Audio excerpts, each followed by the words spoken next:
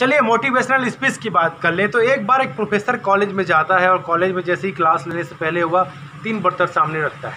3 बर्तन सामने रखता है और उसमें एक गर्म पानी होता है और सब सोचने लग जाते हैं कि आखिर प्रोफेसर साहब जी कर क्या रहे हैं। सभी हंसना ठहाका लेना शुरू कर देते हैं।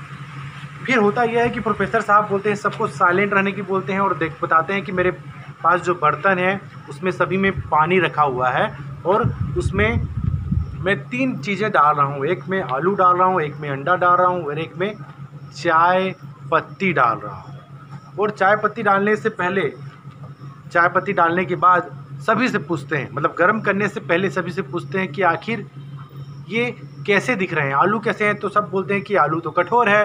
अंडा कैसे है? अरे अंडा को फेंकेंगे तो फूट जाएगा, मतलब अंदर का भाग तरल है। और चाय पत्ती कैसा है? भाई चाय का पत्ती तो छोटा है, मतलब कम है, जैसे पानी में डालेंगे तो चाय बन जाएगा। अब होता यह है कि तीनों को गर्म किया जाता है। गर्म करने के बाद वाकई आलू का स्वभाव में परिवर्तन आता है, अंडे के स्वभाव में परिवर्तन आता है और चाय पत्ती के स्वभाव में परिवर्तन आता है। और सभी से पूछते हैं प्रोफेसर साहब कि अब क्या हुआ। तो सब हंसते हैं और बोलते हैं कि भाई आलू है उबल के नरम हो गया, अंडा जो अंदर से तरल था वो कठोर हो गया और जो चाय पत्ती है वह पानी में मिलकर चाय बन गया है। तो प्रोफेसर जी पूछते हैं कि आखिर आपने क्या सीखा इससे, इस सिचुएशन से क्या सीखा। सभी आंसर नहीं बता पाते। मतलब प्रोफेसर जी बोलते हैं कि जिस प्रकार से गर्म पानी जो है हमारे लाइफ में भी एक ये जो सिचुएशन क्रिएट होता है, जो कठिन समय आता है, जो कठिन तकलीफ आता है, ये गर्म पानी की तरह होता है। इसमें हर व्यक्ति, कोई व्यक्ति मुश्किलों का सामना नहीं कर पाता, कोई व्यक्ति बीच में ही अटक जाता है, कोई व्यक्ति मुश्किलों से भागना शुरू करता है और कोई व्यक्ति उस मुश्किलों में, उस कठिन समय में पूरी तरह से रंग में रंग मिलकर अपना सफलता की कहानी रच देता है। उसी प्रकार से लाइफ में अगर किसी प्रकार का सिचुएशन क्रिएट होता है, कठिन परिश्रम आता है, मतलब कुछ कठिन सिचुएशन आता है, जब हम निराशा में डूब जाते हैं, हम सोचते हैं कि इसके बाद तो कुछ लाइफ है ही नहीं, ज़िंदगी पूरी तरह से निराशा में डूब जाती है। तो ये जो डूबने वाला जो ख्यालात है ये हटा दीजिए। आप सभी को क्या बनना है? आलू बनना है कि अंडा बनना है कि चाय पत्ती बनना है, डिसाइड करिएगा। मगर आप सभी को बनना है चाय पत्ती की तरह। चाय पत्ती जिस प्रकार से पानी को पूरी तरह से अपने रंग में रंगने के बाद वह चाय बना देता है और पूरी तरह से उस सिचुएशन को हैंडल कर लेता है और कठिन परिश्रम मतलब करके क्या करता है, उस सिचुएशन ज़िंदगी को मज़े से लाइफ से जीता है। तो हमको भी इस कहानी से यही सीख मिलती है कि लाइफ में सिचुएशन आते हैं, उस सिचुएशन से भागना नहीं है, उस सिचुएशन को बीच में छोड़ना नहीं है, उस सिचुएशन में रंग मिलकर उस सिचुएशन, उस कठिन दौर का सामना करना है पॉजिटिव होकर। तो बिल्कुल मेरे विद्यार्थियों, आप सभी कभी भी निराशा में ना डूबे रहें, आशावादी बने, पॉजिटिव सोचें और आगे बढ़ते रहें, सफलता की कहानी रचते जाएं। ठीक है, तो आज की टॉपिक शुरू करते हैं मानव विकास का। मानव विकास जो कक्षा 12वीं भूगोल का एक टॉपिक है। इस टॉपिक में हमने देखना है कि मानव विकास है क्या, मानव विकास की अवधारणा है क्या। मानव विकास को हम मान लीजिए मैं एक मानव हूँ, मेरे चारों ओर या तो आर्थिक विकास होगा, सामाजिक विकास होगा, राजनीतिक विकास होगा या स्वास्थ्य, शिक्षा, गुणवत्ता, या हम बोल सकते हैं कि उन्नत व्यवस्था की बात कर सकते हैं, सुख सुविधाएं की हो सकती है। तो ये चारों, ये सभी जो है सर्वांगीण विकास की बात करता है मानव विकास। तो हम बात कर लेते हैं अवधारणा की, मानव विकास की क्या अवधारणा है। मानव विकास के बारे में ये कहा जाता है कि भाई जहाँ सुख सुविधाएं हैं, आधुनिकीकरण है, कंप्यूटरीकरण है, तकनीकीकरण है, ये जो क्षेत्र है पूरी तरह से मानव विकास को आगे बढ़ाता है। मगर भारत के संदर्भ में देखें, भारत के संदर्भ में कोई महानगर है, वहाँ पर तो बहुत सारी सुख सुविधाएं, मूलभूत सुविधाएं हैं वहाँ पर। मगर जब ग्रामीण क्षेत्र की बात आती है, ग्रामीण क्षेत्र में जहाँ पॉपुलेशन ज़्यादा है मगर वहाँ पर सुख सुविधाओं का अभाव होता है, वहाँ शिक्षा का व्यवस्था उन्नत नहीं हो पाता, स्वास्थ्य का ठीक नहीं हो पाता, या हम देख सकते हैं कि बहुत सारे व्यवसाय की बात करें तो ये परिवहन की व्यवस्था ठीक नहीं हो पाती। एग्जाम्पल ले सकते हैं परिवहन का, ये ठीक नहीं हो पाता। तो हम देख सकते हैं मानव विकास की बात करें तो संयुक्त राष्ट्र विकास कार्यक्रम का फुल प्रश्न पूछा जाता है UNDP क्या है। UNDP मतलब यूनाइटेड नेशनल डेवलपमेंट प्रोग्राम क्या है, जिसको हिंदी में बोल सकते हैं संयुक्त राष्ट्र विकास कार्यक्रम क्या है, तो इसकी शुरुआत 1990 में हुई थी और यह प्रतिवर्ष अब प्रस्तुत किया जा रहा है। मतलब इसके आधार पर विश्व के जो देश हैं उसको विभिन्न कोटियों में तब्दील कर दिया गया है, 4 कोटियों में बांट दिया गया है।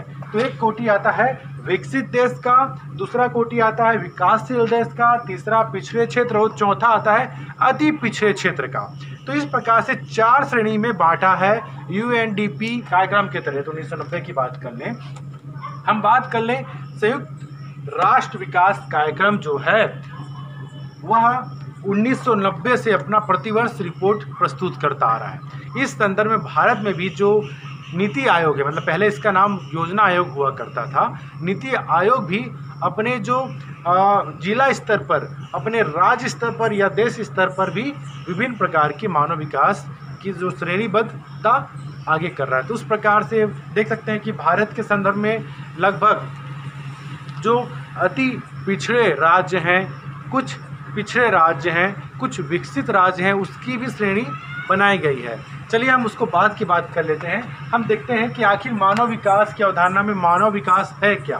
मानव विकास में देखें कि एक मानव जो है उसके चारों ओर देख ले सकते हैं कि शिक्षा, उन्नत शिक्षा की बात करें, स्वास्थ्य की बात करें, सशक्तिकरण की बात करें, सामाजिक, आर्थिक, राजनीतिक, स्वास्थ्य, भौतिक, पर्यावरण की बात कर लें, इस सभी का सर्वांगीण विकास की बात कर लें, लोक कल्याण की बात कर लें, ये सभी मानव विकास में समाहित है। मतलब मानव विकास एक काफ़ी वृहद अवधारणा है और ये एक छोटी अवधारणा है। आर्थिक विकास, सामाजिक विकास, स्वास्थ्य विकास सभी इसमें समाहित है। तो कुल मिला के कह सकते हैं कि जो मानव का विकास तभी हो सकता है जब ये सभी के सभी जो क्षेत्र हैं उसका विकास होना चाहिए। हर व्यक्ति के संदर्भ में ये लागू होता है कि व्यक्ति का प्रति व्यक्ति आय अधिक होना चाहिए, उसका स्वास्थ्य अच्छा होना चाहिए, उसका शिक्षा अच्छा होना चाहिए, उसकी आधारभूत सुविधा अच्छी होनी चाहिए, उसका भौतिक पर्यावरण अच्छा होना चाहिए। तो ये सभी मानव विकास में आता है। हम देख सकते हैं कि मानव विकास की दृष्टि से 4 प्रकार बांटे गए हैं। तो हम देख सकते हैं कि इसमें विकसित देश की बात करें तो पूर्वी यूरोप, पूर्वी अमेरिका, जापान, ये विकसित देश में आते हैं। हम बात करें विकासशील देश की बात करें तो चीन, भारत और ब्राज़ील, ये विकासशील देश के अंतर्गत आते हैं। पिछड़े क्षेत्र में बात करें दक्षिण अमेरिका, अफ्रीका, ये क्षेत्र आते हैं। हम बात कर लें अति पिछड़े क्षेत्र की बात कर लें तो कांगो बेसिन और अमेजन बेसिन के क्षेत्र आते हैं। तो हम लोग देख चुके हैं कि कांगो बेसिन के बारे में तो पहले पढ़ चुके हैं। कांगो बेसिन में एक आदिवासी जनजाति पाई जाती है, उसका नाम बिल्कुल बताइए, कमेंट्स बॉक्स में दीजिएगा। चलिए हम देख लेते हैं कि किसी क्षेत्र व लोगों का विकास 3 बातों पर निर्भर करता है। मतलब किसी क्षेत्र पे लोगों का विकास 3 बातों पर निर्भर करता है। कौन कौन सा? तो पहला आता है वहाँ का जो खनिज संसाधन है, वहाँ का जो भौतिक संसाधन है वो, और जो वहाँ का भौगोलिक परिस्थितियां हैं। मतलब कोई क्षेत्र विशेष का जो पर्यावरणीय विकास है या भौतिक परिस्थितियां हैं, तो ये भी इम्पोर्टेंट हो जाता है। मतलब जो मैदानी क्षेत्र है वहाँ पर अपेक्षाकृत अधिक विकास होने की संभावना अधिक होगा, या समुद्री क्षेत्र है या कोई तटीय क्षेत्र है वहाँ पर विकास ज़्यादा हो सकता है, या किसी महानगर के समीपस्थ क्षेत्रों का विकास ज़्यादा होगा। हम बात करें पर्वतीय क्षेत्र या दुर्गम क्षेत्र की बात करें, पठारी क्षेत्र की बात करें, तो वहाँ पर विकास अपेक्षाकृत कम होगा। तो ये निर्भर की बात करें। दूसरा देखते हैं आवश्यकता व महत्वाकांक्षा। जो व्यक्ति वहाँ या किसी क्षेत्र के निवासियों की आवश्यकता क्या है, उनका महत्वाकांक्षा कैसी है, ये भी एक प्रकार का निर्भरता कोई बात करता है। तीसरा है तकनीकी बौद्धिक कुशलता की बात करता है। तकनीकी बौद्धिक कुशलता मतलब किसी क्षेत्र को अच्छे से समझने की कौशलता कैसी है, वहाँ का कितना आधुनिकीकरण है, कितना कंप्यूटरीकरण है, कितना तकनीकी विकसित हुआ है, इसकी बात करता है। तो ये तकनीकी बौद्धिक गुणवत्ता की बात करता है। तो ये हम देख सकते हैं किसी क्षेत्र व लोगों का विकास 3 बातों पर निर्भर करता है। तो पहला देख सकते हैं वहाँ का भौतिक परिस्थितियाँ, दूसरा आप देख सकते हैं आवश्यकता व महत्वाकांक्षा, और तीसरा देख सकते हैं तकनीकी बौद्धिक कुशलता। हम बात कर लें इससे इम्पोर्टेंट क्वेश्चन की बात कर लें तो प्रश्न पूछा जाता है UNDP की भूमिका का वर्णन कीजिए। तो इस प्रकार के प्रश्न पूछे जाते हैं। संयुक्त राष्ट्र विकास कार्यक्रम की क्या भूमिका है मानव विकास के लिए, तो इसके भी सूचक या इसके इंडेक्स आगे यहाँ पर मानव विकास के सूचक में इसको समाहित करना होगा, आगे देख सकते हैं। और प्रश्न पूछा जाता है मानव विकास क्या है, तो मानव विकास में क्या है, इन सभी का सर्वांगीण विकास ही मानव विकास है। तो ये टॉपिक इम्पॉर्टेंट हो जाता है, क्यों, क्योंकि यहाँ पर से लिख देता है मानव विकास की दृष्टि से विश्व को कितने भागों में बांटा गया है, तो 4 भागों में बांटा गया है। तो इसका भी हमको बताना पड़ेगा कौन कौन सा क्षेत्र विकसित क्षेत्र है, कौन सा विकासशील है, ये भी बताना पड़ेगा। हम देख सकते हैं कि यूएनडीपी जो प्रोग्राम है कब से शुरू हुई, 1990 से शुरू हुई। यूएनडीपी प्रोग्राम के जरिए ही संयुक्त राष्ट्र संघ का एक कार्यक्रम है जिसके जरिए मानव विकास के इंडेक्स या सूचक तय किए गए हैं, जिसमें एक स्वास्थ्य, शिक्षा सभी समाहित हैं, है ना। हम देख सकते हैं भारत में मानव विकास कैसे होता है, इसकी बात कर लें तो मानव विकास की बात कर लें तो यूएनडीपी रैंक में भारत का जो स्थान है, मतलब 189 देशों में भारत का जो स्थान है 2019 के अनुसार 129 रैंक है। जी हाँ, 129, इसको याद रखिएगा। बात कर लें 2005 की, उस समय 175 देशों में भारत का जो रैंक था 127 था, और अभी प्रोग्रेस किया तो देख सकते हैं कि 19, है ना, टोटल 189 कंट्रीज़ में इंडिया का जो पोजीशन है 129 रैंक है। मगर बात करें श्रीलंका का, वह उसका रैंक है 71 रैंक है। बात करें पाकिस्तान का तो उसका रैंक 152 है। तो यहाँ पर आपको तुलनात्मक तो देखना ही होगा कि भारत के जो पड़ोसी राज्य हैं, पड़ोसी देश हैं, जैसे श्रीलंका, उसका रैंक काफ़ी अच्छा है। बात कर लें भारत का पड़ोसी देश पाकिस्तान, इसका रैंक 152 है, और बांग्लादेश तो इसका रैंक थोड़ा पीछे है।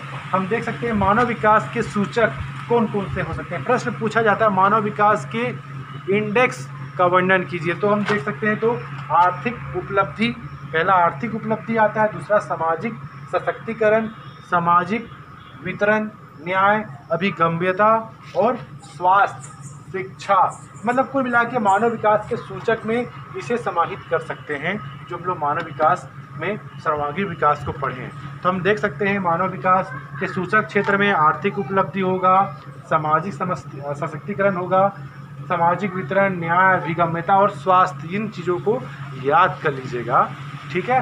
हम देखते हैं प्रति व्यक्ति आय।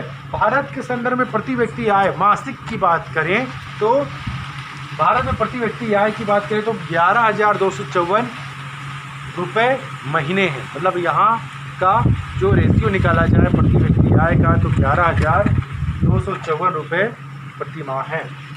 हम बात करें ये जो प्रति व्यक्ति आय या वार्षिक आय की गणना कौन सा संस्थान करता है, तो वो केंद्रीय सांख्यिकी एवं कार्यक्रम क्रियान्वयन, है ना। ये नीति आयोग का एक संगठन है। हम बोल सकते हैं कि एक अलग से एक एजेंसी है, भारत की सरकारी एजेंसी, जिसका काम है केंद्रीय सांख्यिकी एवं कार्यक्रम क्रियान्वयन।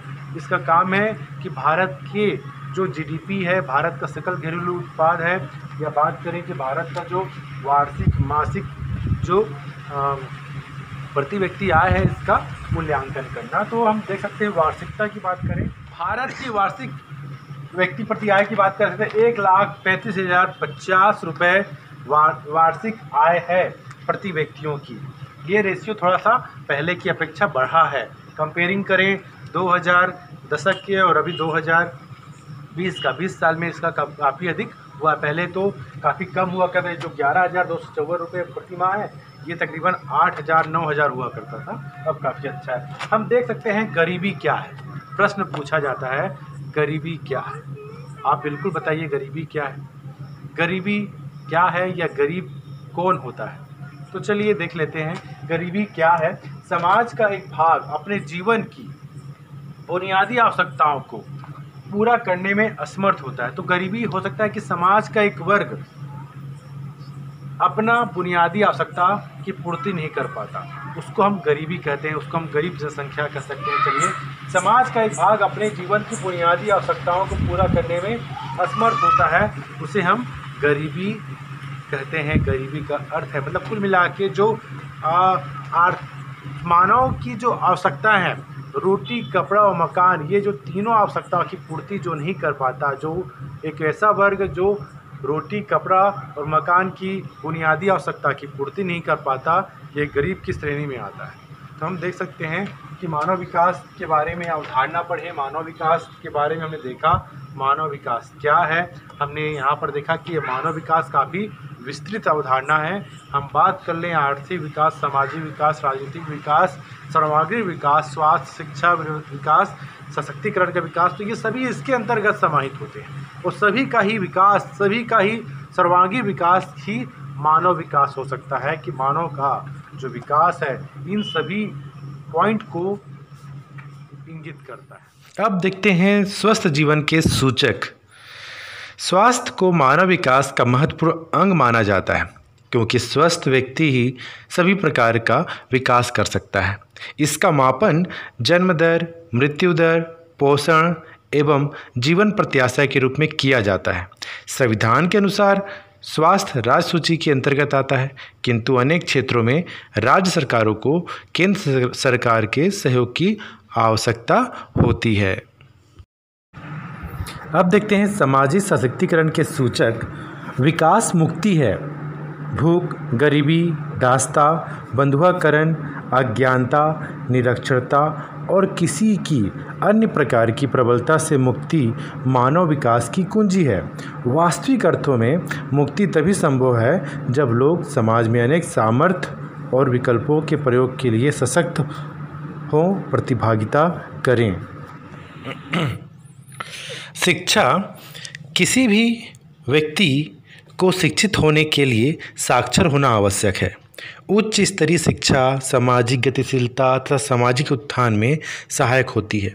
साक्षरता तथा शिक्षा का प्रसार मानव विकास का एक महत्वपूर्ण मानक है।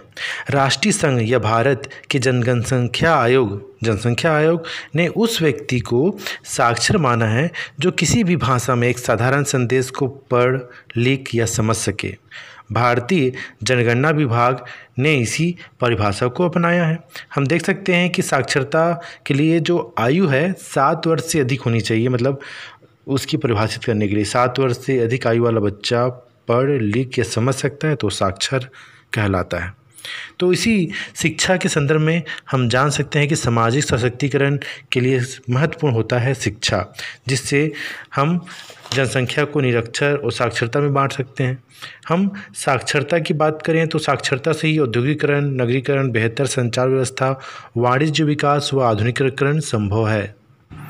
महत्वपूर्ण प्रश्नों को देख लेते हैं, काफ़ी महत्वपूर्ण है। पहला, मानव विकास का क्या अर्थ है?